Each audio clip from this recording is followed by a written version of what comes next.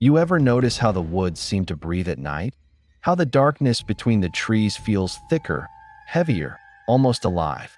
Maybe you've hiked the Appalachian Trail before, felt the crunch of leaves underfoot, the cool mist on your skin at dawn, the way the sunlight filters through the canopy like stained glass. It's beautiful, isn't it? That's what everyone says.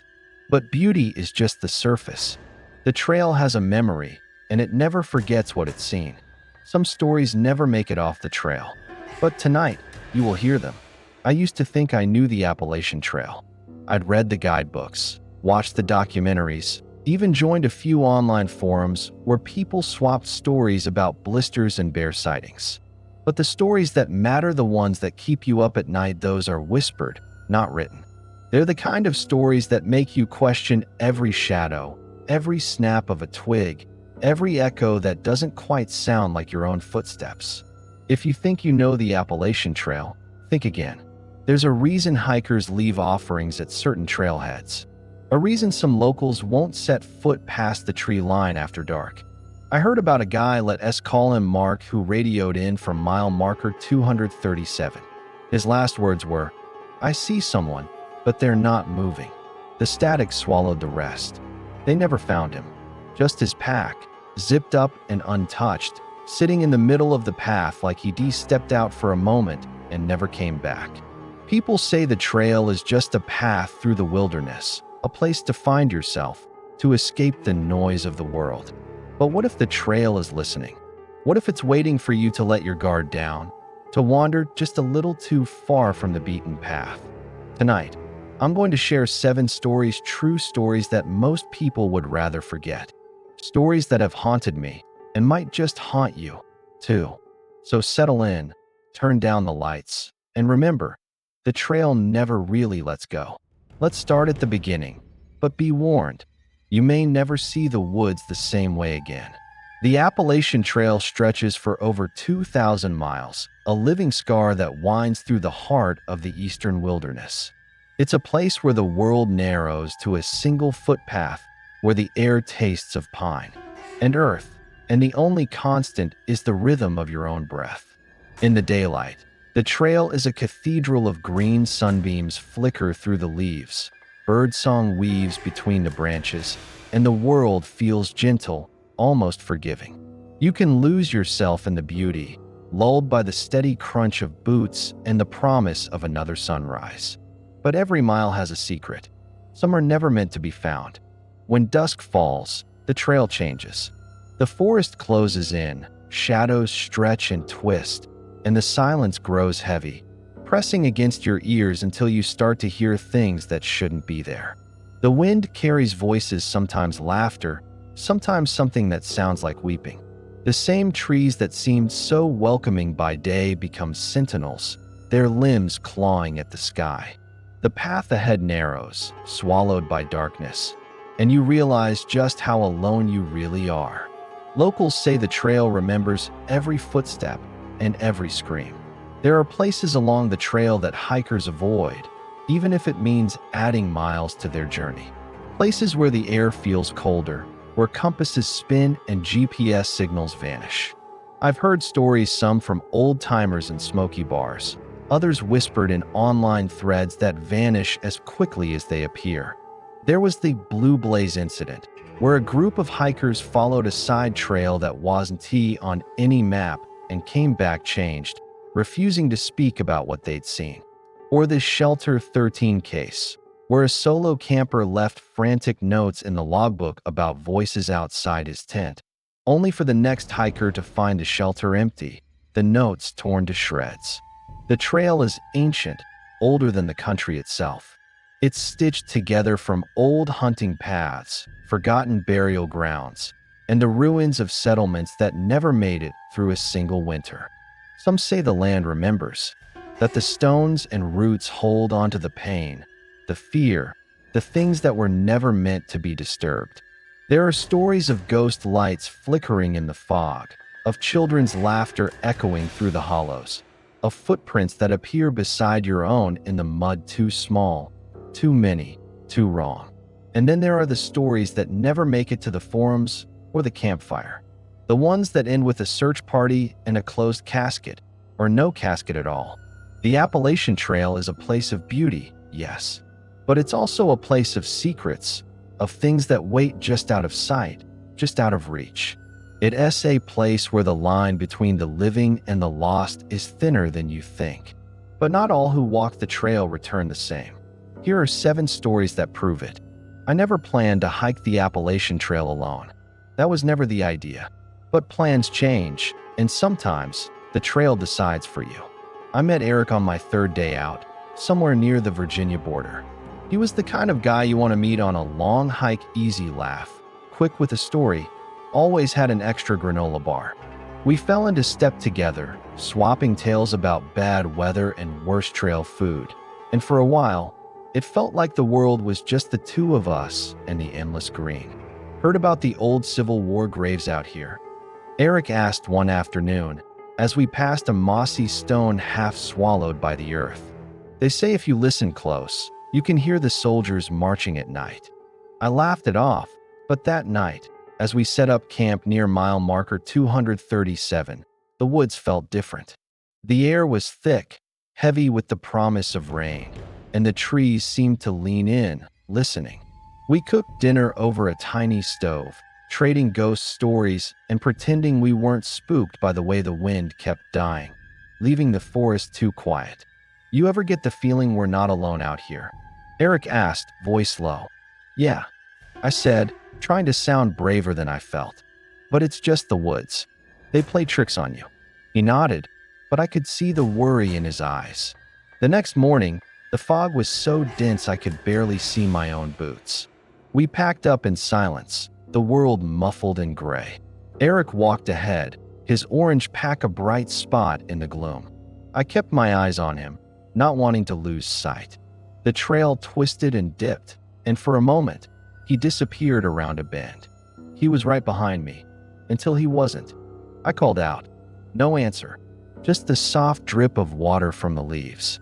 I hurried forward, heart pounding, expecting to see him waiting with a grin, ready to jump out and scare me. But the trail was empty. No footprints in the mud, no sign of him at all. Eric, I shouted, voice cracking. The fog swallowed the sound. I searched for hours, retracing my steps, calling his name until my throat was raw. I found his water bottle, half buried in the ferns, and a single sock snagged on a branch. But Eric was gone. It was like he'd stepped off the trail and vanished into thin air. I made it to the next shelter by dusk, shaking and exhausted. I tried to tell myself he'd just gotten turned around, that he'd show up with some wild story about getting lost. But he never did. I reported him missing, of course. The rangers searched for days, but all they found was his pack, zipped up and untouched, sitting in the middle of the path near mile marker 237. Sometimes, late at night, I still hear his voice calling my name from somewhere just out of sight, just beyond the fog.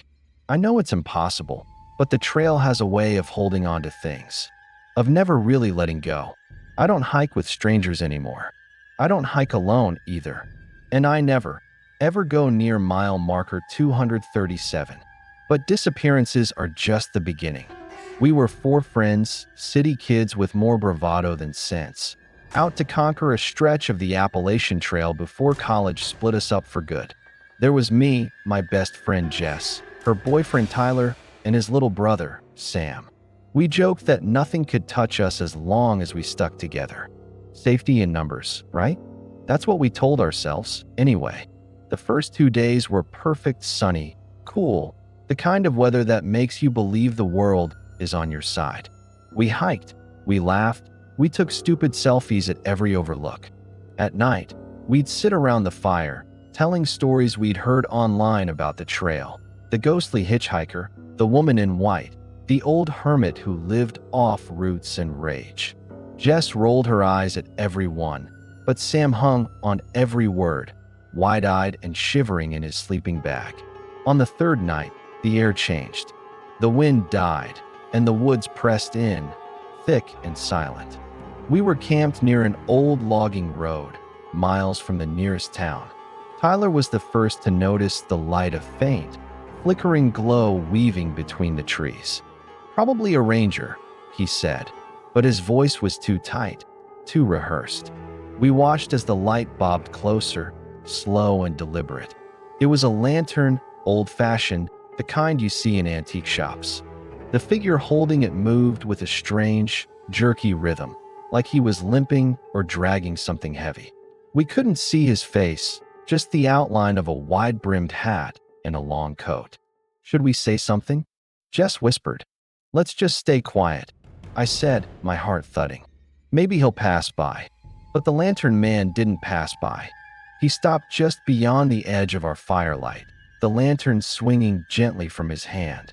For a moment, none of us breathed. Then, slowly, he lifted his head. The light caught his face, and I felt my stomach drop. His skin was gray, stretched too tight, and his eyes were nothing but empty, black pits. We thought it was a park ranger, until we saw his face. Sam whimpered, and the lantern man's head snapped in our direction.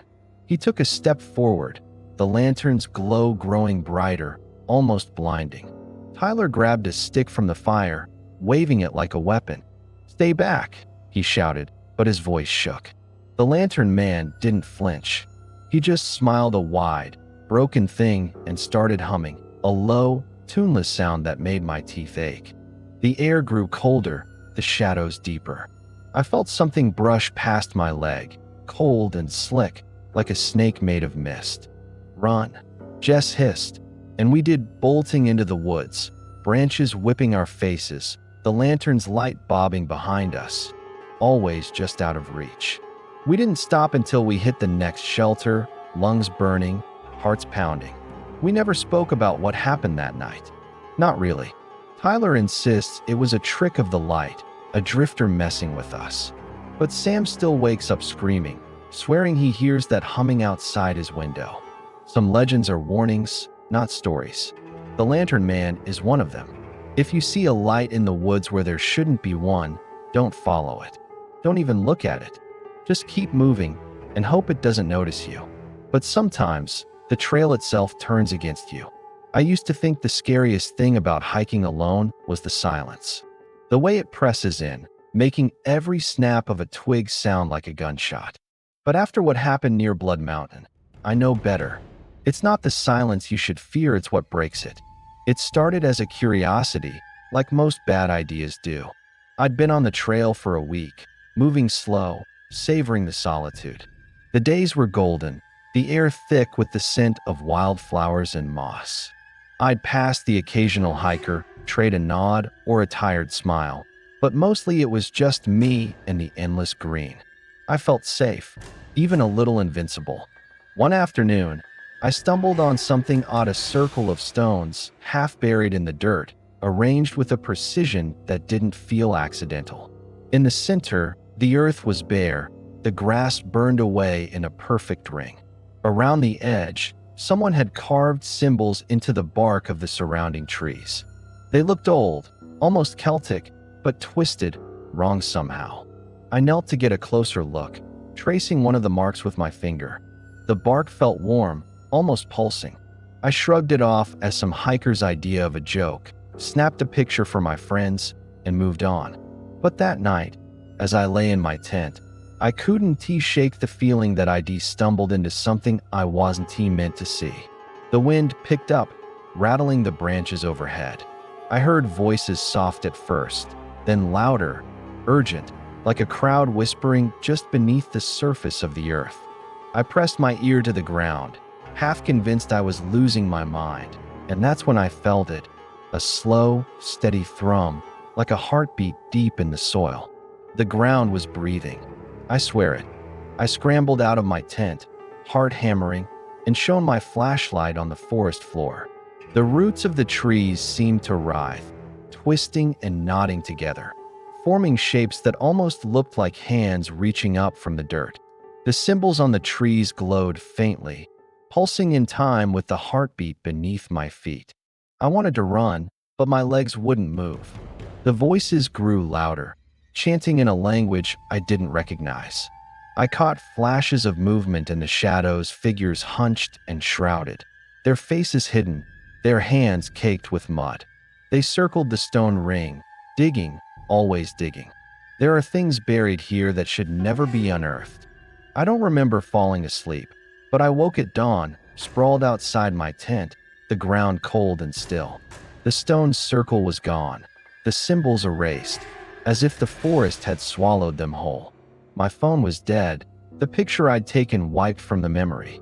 I packed up and left without breakfast, refusing to look back. I tried to tell myself it was a nightmare, a trick of exhaustion and fear. But sometimes, when I close my eyes, I hear the chanting again, feel the ground pulsing beneath me. I know now there are rules on the trail, boundaries you're not supposed to cross, secrets you're not supposed to uncover. The land remembers, and it protects its own. If you ever find a place where the earth feels warm, where the trees are marked and the air hums with something ancient, turn around. Don't dig. Don't listen. Some things are meant to stay buried. And not all dangers are human. I've been a search and rescue volunteer for almost a decade. I've seen the best and worst of the Appalachian Trail families reunited, hikers pulled from the brink, and sometimes the kind of heartbreak that never really leaves you. But there's one case I can't shake, no matter how many miles I put between myself and those woods.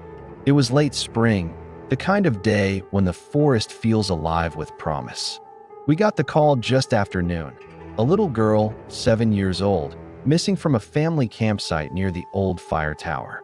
Her name was Emily. She'd wandered off chasing butterflies, her mother said, and vanished into the trees. We mobilized fast dogs, volunteers, even a helicopter. I remember the hope in her father's eyes, the way he clung to her pink backpack like it was a lifeline. We searched for hours, calling her name, combing every ravine and thicket. The sun dipped low, painting the world in gold and shadow. That's when I heard a voice, high and sweet, singing a song I didn't recognize. It drifted through the trees, just out of reach. Did you hear that? I asked my partner, Dave. He shook his head, frowning. Hear what? I called out. Emily. Emily, it's okay. We're here to help. The singing stopped. The woods went silent, heavy with expectation. We pressed on, following the sound as best we could. Every so often, I'd catch a snatch of melody, soft, wordless, almost like a lullaby. It always seemed to come from just ahead, just beyond the next rise. My heart pounded with hope. Maybe she was trying to lead us to her. Maybe she was scared, hiding, waiting for someone to find her. But as night fell, the song changed. It grew slower, sadder, the notes stretching out like a warning. The air turned cold, and the trees seemed to close in, their branches clawing at the sky. I felt eyes on me, a prickling at the back of my neck. We never found her, but her song still echoes. We searched for 3 days. The dogs lost her scent at the edge of a shallow creek. Her parents camped out, refusing to leave, their hope crumbling with every passing hour. On the last night, as I sat by the fire, I heard the singing again, closer this time, almost right behind me. I turned, flashlight trembling in my hand, but there was nothing there. Just the empty woods and the echo of that haunting melody. Some voices want to be found. Others want to find you. I still hear her sometimes, when I'm out on the trail alone. A child's voice, sweet and sad, weaving through the trees. I've talked to other volunteers, and a few have heard it too. Some say it's just the wind, or a trick of memory. But I know better. The trail keeps its secrets, but sometimes it lets them slip through, just enough to remind you that not every story has an ending. If you ever hear a child singing in the woods, don't follow. Don't answer. Some songs are meant to lead you home. Others are meant to lead you away. But what if you're not alone, even when you think you are? People always talk about the freedom of the trail, the way you can disappear into the wild, leave the world behind, and be truly alone. That's what drew me and my friend Marcus out there in the first place. We wanted to unplug, to get away from the constant noise and eyes of the city. For the first few days, it worked. We hiked in companionable silence, joked about our terrible cooking, and slept under a sky so full of stars it almost hurt to look at. But privacy is an illusion out there. The woods have eyes, and sometimes they're not as hidden as you'd like to believe. It started on the fourth night. We'd set up camp in a clearing miles from the nearest road. The fire was dying, and Marcus was already half asleep when I noticed something strange, a glint between the trees, like moonlight on glass. I squinted, trying to make sense of it, and that's when I saw them. 3 figures standing perfectly still at the edge of the clearing. "Marcus," I whispered, nudging him awake. "Do you see that?" He sat up, rubbing his eyes. "See what?" I pointed. The figures didn't move. They were tall, thin, dressed in dark clothes that seemed to swallow the light. I couldn't make out their faces, just the pale ovals where their eyes should have been. They never moved. They just watched. Marcus tried to laugh it off. Probably other hikers messing with us, or some weird art project. But I could hear the tremor in his voice. We called out, "Hey, you need something?" But there was no answer. The figures just stood there, silent and unblinking. After a while, we convinced ourselves it was a trick of the shadows, that we were just tired. We crawled into our tents, but I barely slept, listening for footsteps that never came. The next morning, there was no sign of them. No footprints, no broken branches, nothing. We packed up fast, eager to put distance between us and that clearing. But the feeling of being watched never left. Every time I glanced over my shoulder, I half expected to see those pale faces peering through the trees. On the 6th day, we found a cairn in the middle of the trail, an unnatural stack of stones, each one marked with a strange symbol. Marcus snapped a picture, but when he checked his phone later, the image was gone. That night, the figures returned. This time, there were more of them, 5, maybe 6, ringed around our camp, just beyond the firelight.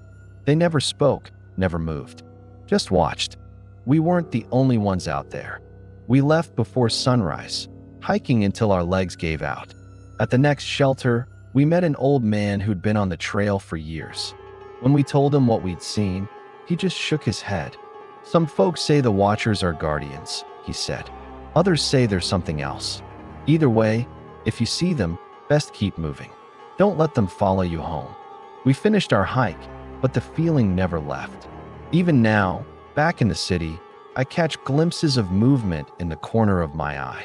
Sometimes, I wake up at night and swear I see a pale face at the window, watching, waiting. The trail promises solitude, but it's a lie. Out there, you're never really alone. And sometimes, the trail follows you home. If you've made it this far, you probably think you know the rules of the trail.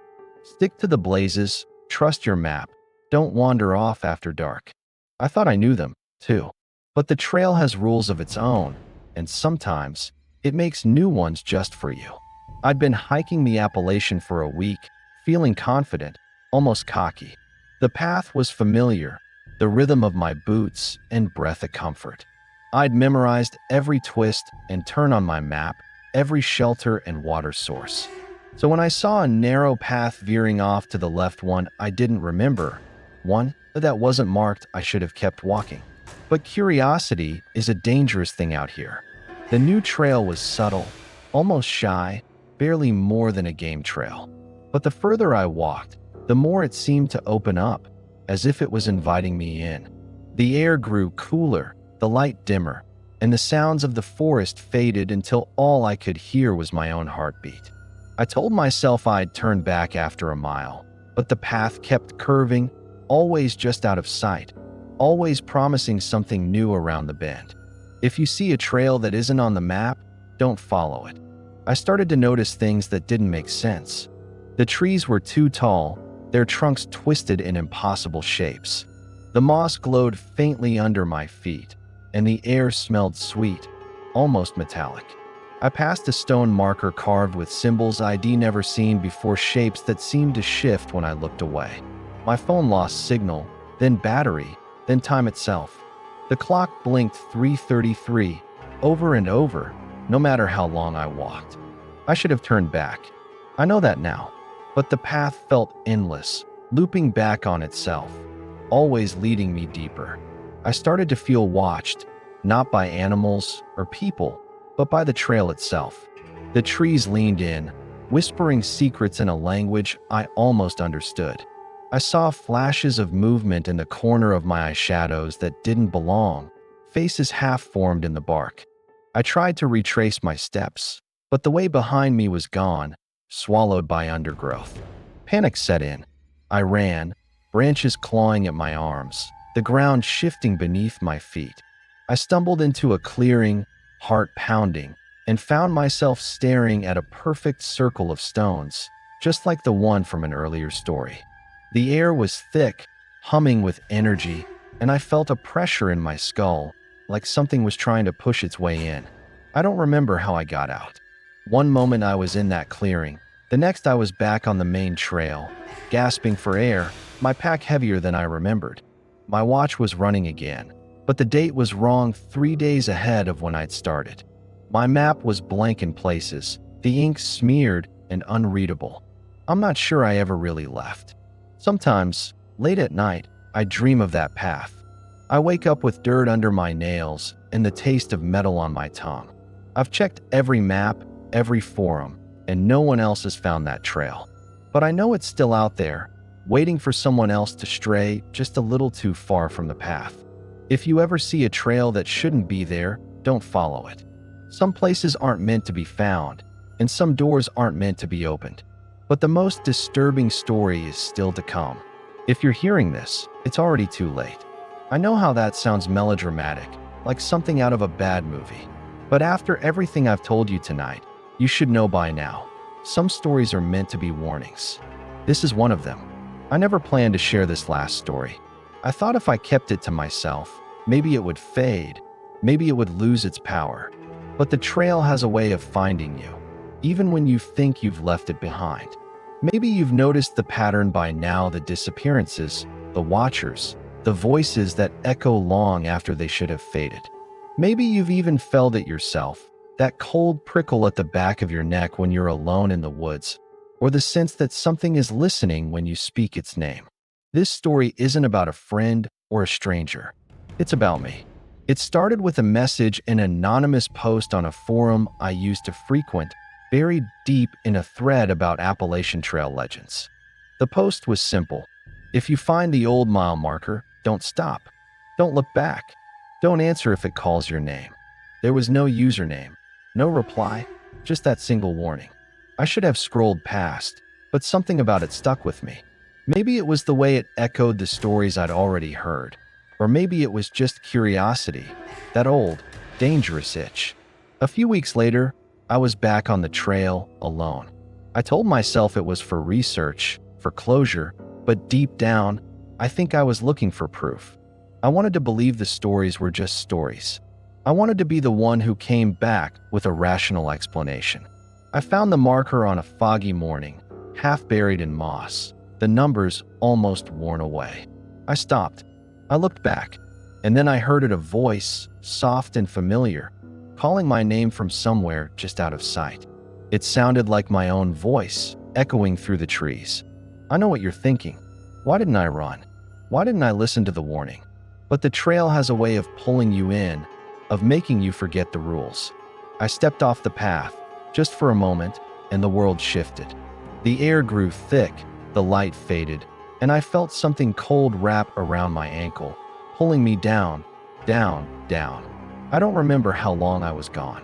When I came to, I was lying on the trail, the marker gone, my phone dead, my memory full of holes. But I brought something back with me, a shadow that follows me, a whisper that never quite fades. Sometimes, when I close my eyes, I see faces in the dark, hear voices singing songs I've never learned. If you're hearing this, it means the trail has found you, too. Maybe you're safe, sitting at home, telling yourself it's just a story. Or maybe you'll find yourself drawn to the woods, looking for answers you don't really want. Remember the stories: the vanishing, the lantern man, the roots, the song, the watchers, the path that wasn't there. They're not just warnings. They're invitations. The trail is always listening, always waiting for someone new to wander a little too far. So if you ever hear your name whispered in the woods, don't answer. If you see a path that shouldn't exist, don't follow. And if you find an old marker, half buried and forgotten, keep walking. But the trail never really ends. So, here we are back in the safety of our own rooms, the glow of a screen between us and the dark. Maybe you're curled up on your couch, or maybe you're listening with the lights off, letting the shadows creep a little closer. It's easy to feel safe, isn't it? To tell yourself these are just stories, just echoes from a trail you may never walk. But if you've been paying attention, you know better. The line between comfort and fear is thinner than you think. Which story kept you up tonight? Was it the friend who vanished without a trace, the lantern man's hollow eyes, the roots that pulsed with something ancient? Or maybe it was the song in the woods, the silent watchers, the path that led somewhere you can't quite explain. Maybe it was the last post, the idea that some warnings are meant for you, right here, right now. I want to hear from you. Have you ever felt watched in the woods, or heard a voice that shouldn't have been there? Do you have a story the trail gave you, one you've never told, or one you can't quite forget? Drop your experiences, your theories, your questions in the comments. You never know who else might be reading, or what you might stir up by sharing. And if you're new here, or if you've been with me for a while, you know this isn't the end. There are always more stories, more secrets, more shadows waiting just beyond the next bend. The Appalachian Trail is just one path among many, and every trail has its own ghosts, its own rules, its own price for curiosity. Remember, the trail is always listening. Sometimes it whispers, sometimes it screams, but it never really lets go. So the next time you find yourself alone in the woods, or you catch a flicker of movement in the corner of your eye, think back to these stories. Maybe they'll keep you safe, or maybe they'll just remind you that you're never truly alone. Until next time, stay safe out there. The trail awaits.